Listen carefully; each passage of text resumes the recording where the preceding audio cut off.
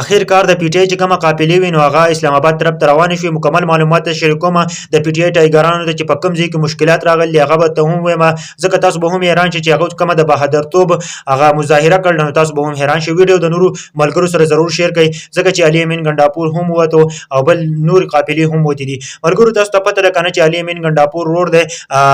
عمر امین چې هغه چې دی نو هغه د ډیر اسماعیل خان او جنوبي وزیرستان او رکی مروت چې کومه قافلې ونه هغه انټرچینج ته غونډې کړې دي، هغه اسلام آباد طرف ته بځي. په بل انټرچینج به د علي امین ګنډاپور سره ملاویږي او دغه به یوه قافله چې نن اسلام آباد ته ځي. بل طرف ته په جهلم کې چې د پی ټی آی ټایګرانو سره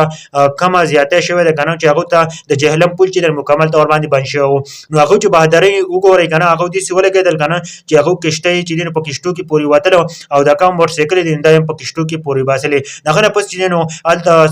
شپږ کسان زخمیان شوم دي، ځکه چې هغه چې په کوم مشکلاتو کې دي نو د پی ټی آی ټایګران نو هغه چې دین جهلم کو پل نو هغه باندې کړی دی، نو هغه چې په کشتو کې دي. بل طرف ته چې علي امین ګنډاپور چې دی نو هغه د کې پی کې هاوس نه ووته او هغه دوا وکړه، هغه چې دی نو اخر کار چې دی نو هغه قافله روانېدو ولده. بل طرف ته چې دی نو بشرا بیبي چې دا کنه نو هغه هم چې دا نو جدا قافله ده، هغه په جدا قافله کې چې نو اسلام آباد ته بځي. عمرګرو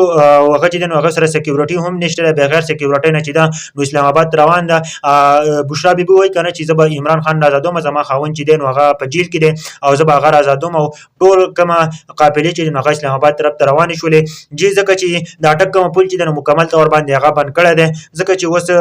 علي امین ګنډاپور چې نو هغه مشندري اغستې او د علي امین ګنډاپور چې کومه ورور دی نو هغه عمر امین نو هغه هم په ډېرې مشندرۍ اغستې نو مشندرو سره روان دی او هغه اسلام آباد ته به ځان رسوي، ځکه چې دا فاینلي کال دی عمران خان فاینلي کال ورکړی دی. خو بل طرف ته اسلام آباد ته ورباندې سیل شوی دی، مکمل ته ورباندې کنټینر یې لګېدل دي او تقریبا 30,000 نه زیات پولیس چې دي نو هغه منتقل شوي دي او څه رینجر هم منتقل شوي دي، نو حالات مکمل ته ورباندې خراب دي. جی دا نوي معلومات راغلو ټولې پی ټی آی ټایګرانو ته ورسوئ چې دوی ته ورسوي دا ویډیو ورسره شریکه کړئ ضرور.